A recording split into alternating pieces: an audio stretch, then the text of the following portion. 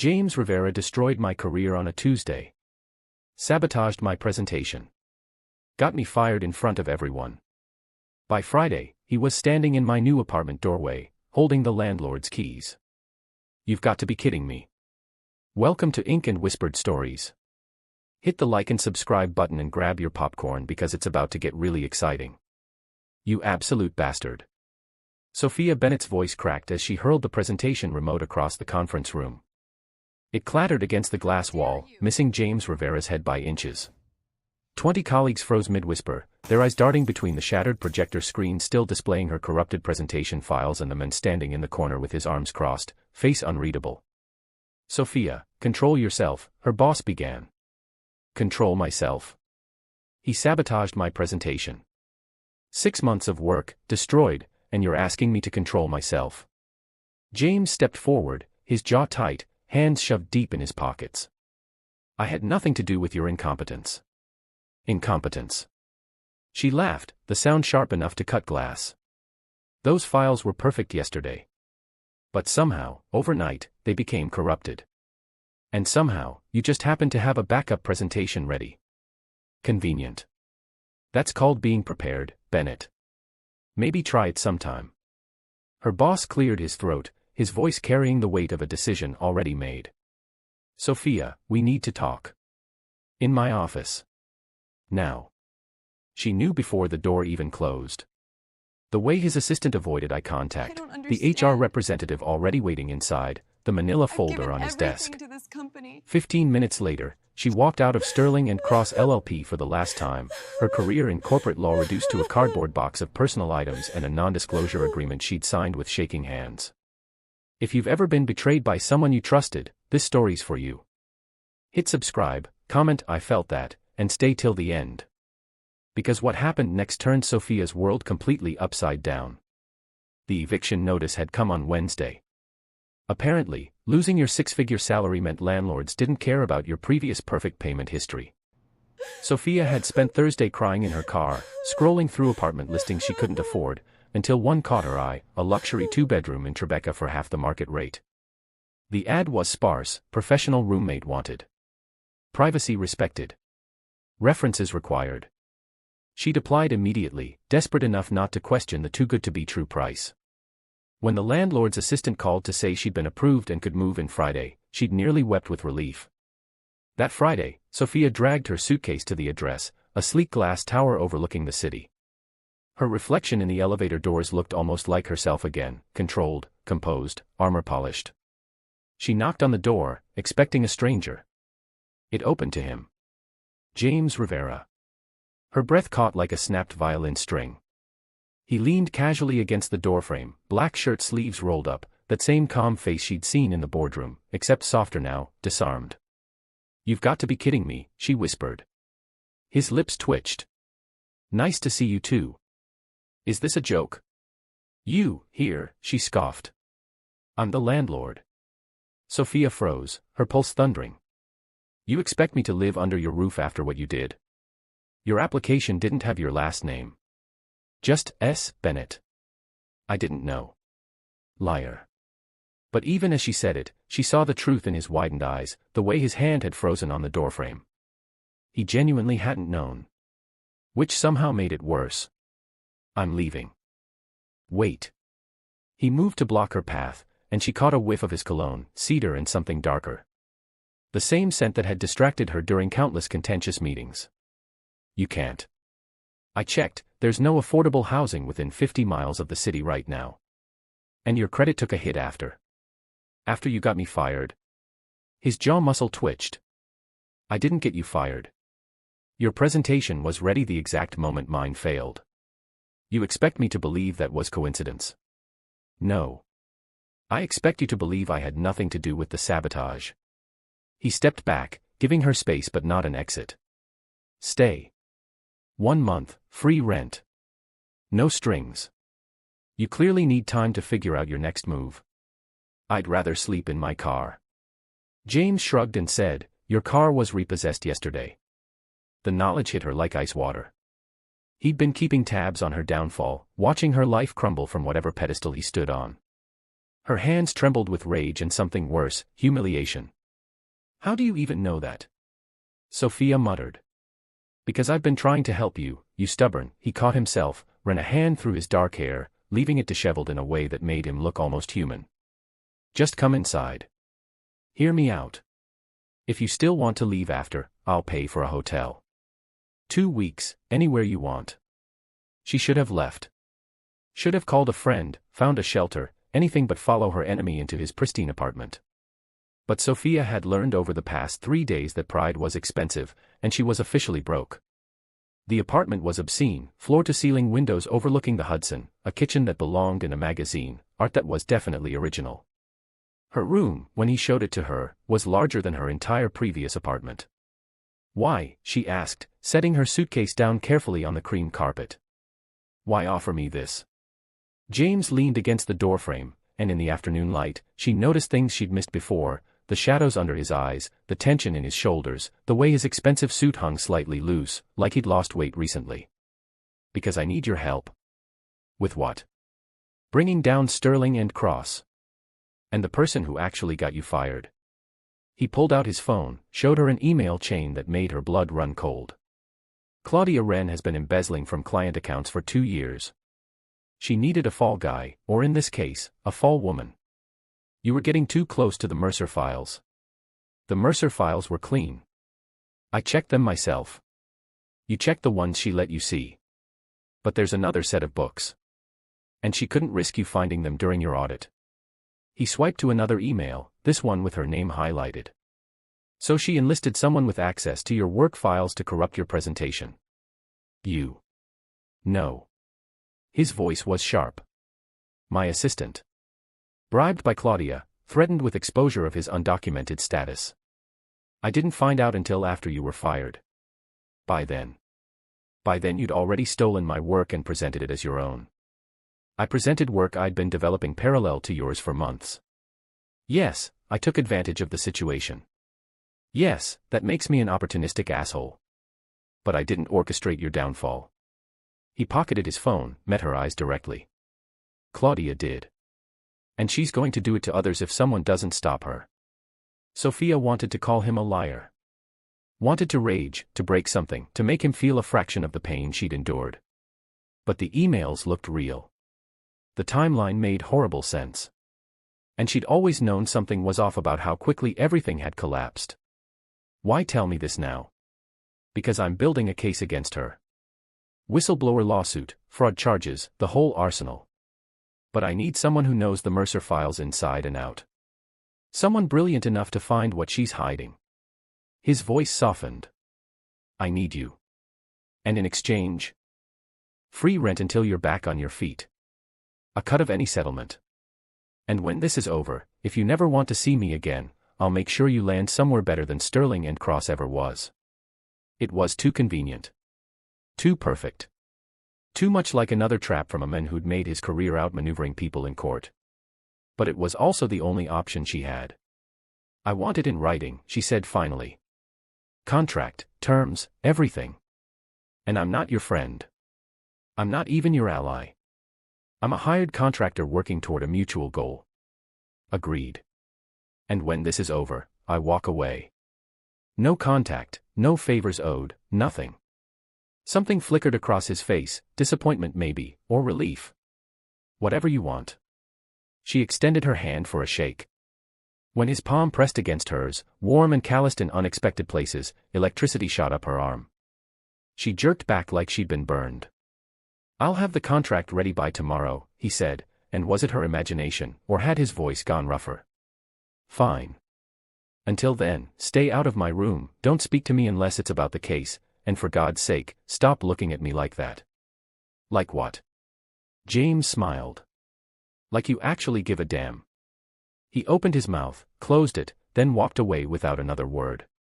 Sophia shut her bedroom door, pressed her back against it, and tried to ignore how her heart was racing for reasons that had nothing to do with anger. The first week was war. James was a morning person who made aggressive smoothies at 6 a.m. Sophia worked best at night and needed silence. He left passive-aggressive sticky notes about her dishes.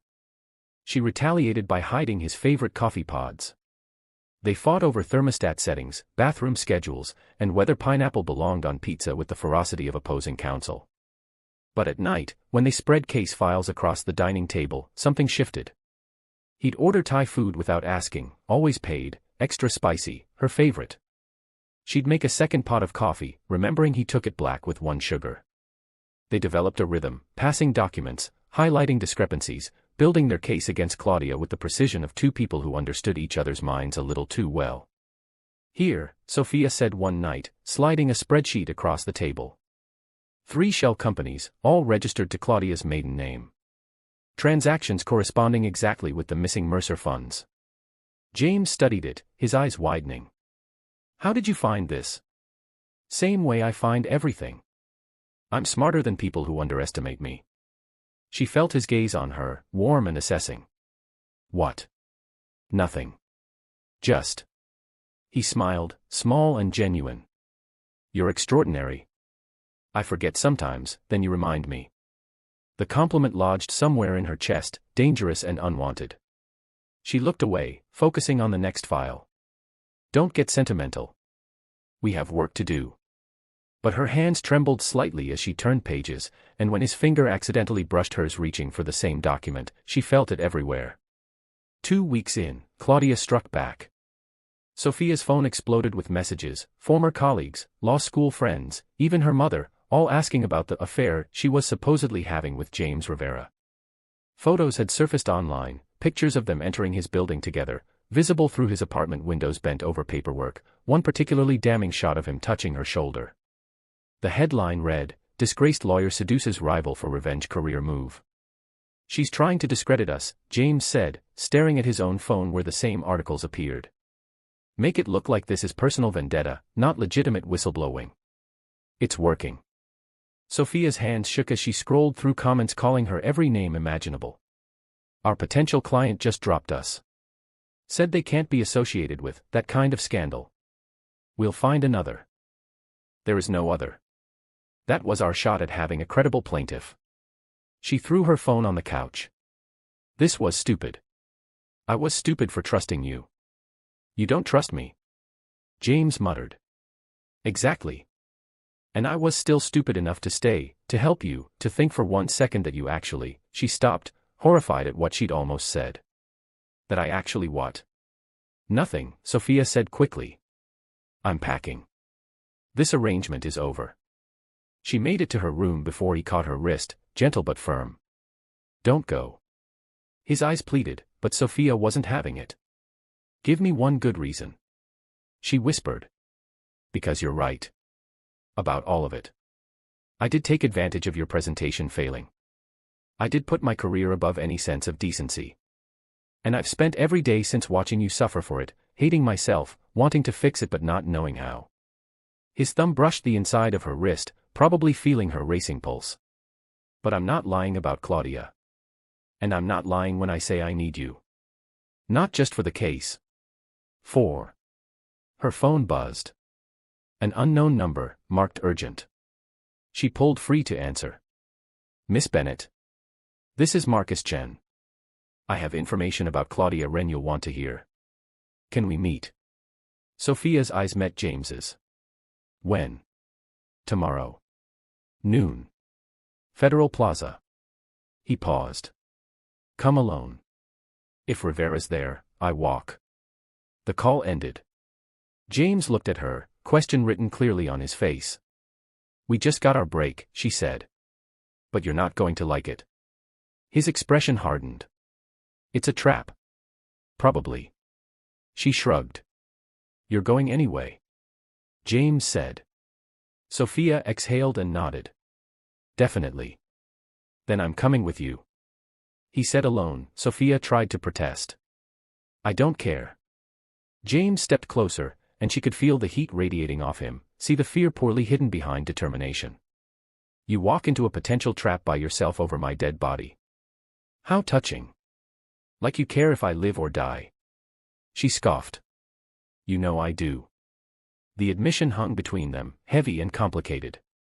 Sophia's breath caught because his eyes were doing the thing again, looking at her like she mattered, like she was more than a means to an end, like maybe this war between them had always been covering something neither wanted to name. James. Tomorrow, we go together, he interrupted. You can hate me for it later. Add it to the list. But I'm not letting you face Claudia's games alone. She should have argued. Should have asserted her independence, proved she didn't need his protection. Instead, she heard herself whisper, "Okay." His shoulders dropped in relief. For a moment, they stood too close in her doorway, the air thick with words neither could say. Then he stepped back, breaking the spell. Get some rest. Tomorrow might change everything. After he left, Sophia lay in bed, staring at the ceiling, trying to ignore how safe she'd felt with his hand on her wrist. How much she'd wanted him to stay. How terrified she was that somewhere between revenge and redemption, she'd started falling for the men who'd destroyed her life. Federal Plaza at noon was chaos, tourists, lawyers, protesters with signs about various injustices. Sophia spotted Marcus Chin immediately, a thin man in his 50s perched on the edge of a fountain, briefcase clutched like a lifeline. "Miss Bennett," he said, standing. Then his eyes shifted past her shoulder and his face went pale. "I said come alone." "I don't follow instructions well," Sophia replied. "This is James Rivera." "Whatever you tell me," he hears. Marcus looked ready to bolt. James stepped forward, hands visible and non-threatening. "I was Claudia's associate for 3 years," James said quietly. "Before I understood what she was. If you have evidence against her, we're your best chance at making sure it counts." Something in Marcus's expression crumbled. "She destroyed my brother. Bankruptcy, divorce, suicide." His voice broke on the last word. All because he discovered what she was doing and threatened to report it. She framed him for the very crimes she committed. Sophia's chest tightened. "I'm sorry." Sorry doesn't bring him back. But this might give him justice. Marcus opened his briefcase, revealed a USB drive. Audio recordings.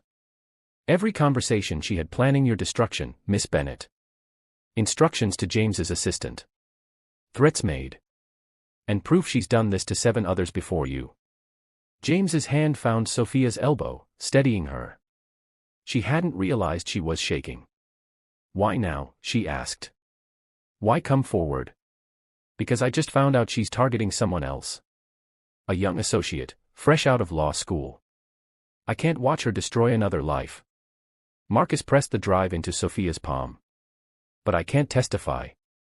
I have a family, mouths to feed. If Claudia knows I'm the source." "She won't," James said firmly. "We'll protect you. Anonymous source, full confidentiality." Marcus nodded, already backing away. "There's enough there to bury her. But be careful. Cornered animals bite hardest." He disappeared into the crowd before either could respond. Sophia stared at the tiny drive in her hand, feeling its weight like it was made of lead instead of plastic. "We have her," she whispered. "Not yet. First we need to verify everything, find a new plaintiff willing to go public, build an airtight case." "James." She looked up at him, saw her own fierce joy reflected in his eyes. "We have her."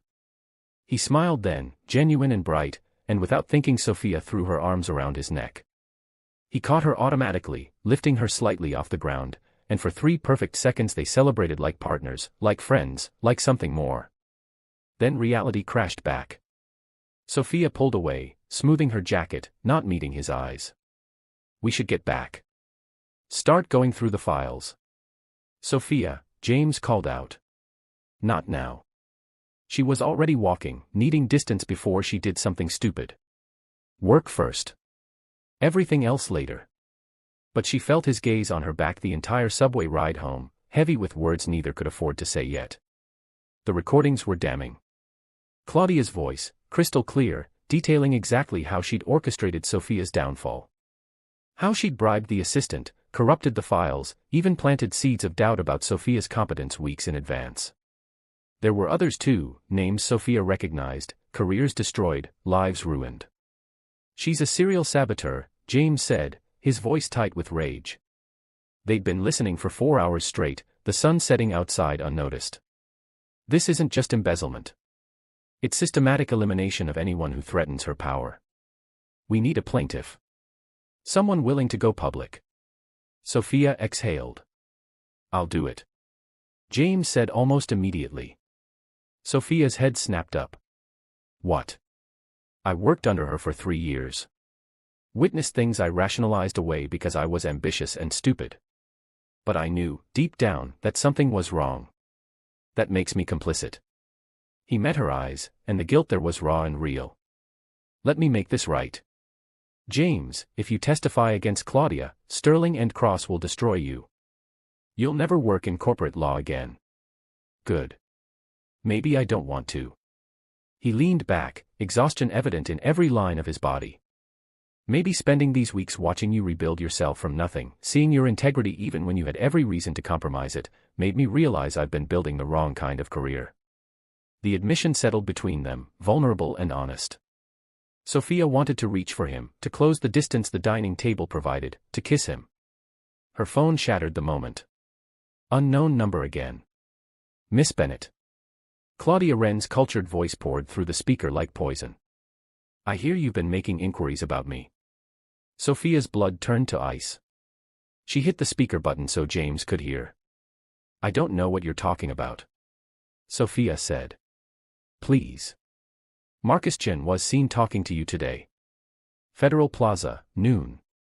Did you really think I wouldn't have eyes everywhere? Claudia's laugh was sharp. Whatever he gave you, it won't matter. I have judges, prosecutors, media contacts. You're a disgraced lawyer living with the men who replaced you. Who do you think they'll believe? The evidence, she began, but Claudia cut her off. Can be discredited. Especially when I reveal that you and Rivera have been conducting an affair since before your firing. That this entire vendetta is personal, vindictive, the desperate act of a woman scorned. Her voice hardened. Drop this, Sophia. Walk away. Or I'll make your previous destruction look like mercy. The line went dead. Sophia's hands trembled so badly she nearly dropped the phone. James was around the table in seconds, taking the phone, setting it aside, his hands on her shoulders. Breathe. She's bluffing. James said, trying to calm her down. Is she? James, she has power, connections. And we have the truth, he cut in. Documented, recorded, irrefutable truth. His hand slid down her arms, holding her firmly. I know you're scared. But we're not backing down. Not from her. Why? The word broke. Why does this matter so much to you? You want honesty. His voice dropped, rough and raw. Because I've spent 3 years watching you from across conference rooms, hating how brilliant you are, how you made me work twice as hard to keep up, how you never compromised even when it would have been easier. And when I saw you walk out of Sterling and Cross in ruins, I hated myself more than I've ever hated anything. James. I'm not finished. His grip tightened, not painful but desperate. Then you walked into my apartment, looked at me like I was the enemy, and I realized I'd rather have you hate me than not have you in my life at all. So yes, I need to bring Claudia down. But more than that, I need you to see that I'm not the villain you think I am. That maybe, possibly, I could be. Sophia kissed him. Not gentle, not tentative, but fierce and claiming, pouring weeks of rage and fear and unwanted attraction into the press of her mouth against his. He froze for half a heartbeat, then responded with equal intensity, his hand sliding into her hair, angling her head for better access. They broke apart, breathing hard, foreheads pressed together. This is a terrible idea, Sophia whispered. The worst, James agreed. We have a case to build. We can't afford distractions. Absolutely not. James agreed, smiling warmly. But neither of them moved. Then James's phone rang, shattering the moment. He pulled back with a curse, checking the screen. It's our new potential plaintiff. Rachel Kim, the associate Marcus mentioned Claudia's targeting. He answered, stepping away. Miss Kim. Yes, this is James Rivera. Sophia watched him talk, his lawyer voice firmly in place, and tried to calm her racing heart. They'd crossed a line they couldn't uncross. But as James glanced back at her, something warm in his expression, she couldn't bring herself to regret it. Rachel Kim was 26, terrified, and willing to fight. She'd found discrepancies in files Claudia had assigned her, started asking questions, and suddenly her work was full of errors that didn't exist before. When James explained what they'd uncovered, she'd cried with relief that she wasn't crazy. "I'll testify," she said, voice shaking but determined. "If it stops her from doing this to someone else." The lawsuit was filed on Monday. By Tuesday, the media had picked it up. 3 plaintiffs, including a former Rising Star lawyer, accusing Sterling and Cross's managing partner of fraud, embezzlement, and systematic career sabotage. The backlash was immediate and vicious. Sophia's past was dragged through every gossip column. Her relationship with James was dissected, speculated on, turned into something sordid. Old colleagues gave interviews painting her as vindictive, sleeping her way to revenge. The pressure was crushing. But the evidence held. Audio recordings, financial documents, testimony from Marcus Chen, who decided courage mattered more than fear. And when the trial began, Sophia sat in the plaintiff's gallery and watched James on the stand, steady and unflinching, admitting his complicity, his regret, his determination to make things right. "Mr. Rivera," Claudia's defense attorney sneered, "isn't it true you're only testifying because you're romantically involved with Miss Bennett?" "I'm testifying because Claudia Wren is a criminal who's been destroying lives for profit," James replied calmly. "My relationship with Sophia Bennett is irrelevant to the facts." "So you admit there is a relationship?" James's eyes found Sophia's across the courtroom. Something passed between them, acknowledgement, acceptance, promise. "Yes," he said clearly. "I'm in love with her. I have been for longer than I'd like to admit. But that doesn't change the evidence. It doesn't make Claudia innocent." The courtroom erupted. The judge called for order. Sophia sat frozen, James's public declaration ringing in her ears, her heart doing complicated things in her chest. The verdict came 3 days later, guilty on all counts. Claudia Wren was sentenced to 8 years, her law license permanently revoked. Sterling and Cross settled with all plaintiffs for undisclosed amounts, their managing partners resigning in disgrace. Sophia stood on the courthouse steps, cameras flashing, reporters shouting questions. James appeared at her elbow, solid and real. "Ready to face the mob," he murmured. "Only if you are." She smiled. They descended together, issued a joint statement about justice and accountability, then escaped into a waiting car before the crowd could consume them. In the quiet back seat, city lights blurring past, James took her hand. "I meant what I said." "On the stand." "I know." Sophia whispered. "And?" Sophia turned to face him, saw the vulnerability beneath his confidence, the fear that she might not feel the same. "And you're still an opportunistic asshole who stole my presentation." She joked. His face fell. Then she smiled. "But you're my opportunistic asshole. And I'm unfortunately, impossibly, inconveniently in love with you too." The kiss was softer this time, sweet with relief and promise. When they broke apart, James was grinning. "So, roommate, what now?" "Now." Sophia settled against his shoulder, exhausted but content. "Now we figure out what comes next. Together." 6 months later, the office sign went up, Bennett and Rivera LLP, Ethics and Whistleblower Advocacy. They'd taken the settlement money, added their own savings, and built something new. Something clean. Their first case was pro bono for a paralegal whose boss was harassing her. Their second was a class action against a firm exploiting immigrant workers. Word spread that Bennett and Rivera actually cared about justice, not just billable hours. Sophia was in her office, reviewing contracts, when James appeared with 2 coffee cups. "Pad CEU's here," he announced. "Extra spicy, just how you like it." "You're trying to earn boyfriend points." Sophia mocked. James winked, approaching her. "Is it working?" "Depends. Did you remember the spring rolls?" He produced them with a flourish. Sophia laughed, accepting her bribe, pulling him down for a kiss that tasted like coffee and something sweeter, home, maybe, or happiness. "I'm stealing your spring rolls," she announced, doing exactly that. "Only to make sure I come fight you for them," he replied, settling into the chair across from her desk. They ate in comfortable silence, occasionally arguing over case strategy, their voices overlapping the way they had since the beginning. But now the sharpness had softened into affection, the rivalry transformed into partnership. Sophia's phone buzzed, a new potential client, another person being crushed by powerful people who thought they were untouchable. "We taking this one?" James asked, reading over her shoulder. Absolutely. It'll be ugly. Big firm, deep pockets. Good thing we're not afraid of ugly fights. He grinned, fierce and proud. Good thing. That night, they stayed late building their strategy. When Sophia finally stretched, muscles protesting, she found James watching her with that look, the one that still made her heart skip. What? Just thinking about how you walked into my apartment 6 months ago looking like you wanted to murder me. James said. I did want to murder you. Sophia rolled her eyes playfully. And now? Now I only want to murder you sometimes. Progress. He laughed, crossing to where she stood by the window. The city sprawled below them, millions of lights representing millions of stories. Somewhere out there, someone else was being crushed, silenced, destroyed. But here, in this office they'd built from ruins, hope existed. Sophia Bennett, James said softly, wrapping his arms around her waist, you destroyed my comfortable life, made me face my complicity, and forced me to become a better person. You're welcome. Sophia whispered. I'm not done, James protested.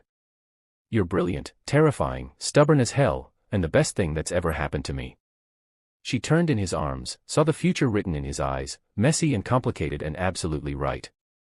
James Rivera, she replied, you ruined my career, invaded my life, and somehow became the person I trust most in this world. I'm not sure whether to thank you or sue you. Maybe both. Probably both. They kissed there by the window, two former enemies who'd found something better than victory, they'd found each other. Love doesn't always begin with kindness. Sometimes it starts with war, sabotage, forced proximity, and a USB drive full of incriminating evidence. Sometimes the person who destroys your life becomes the person who helps you build a better one.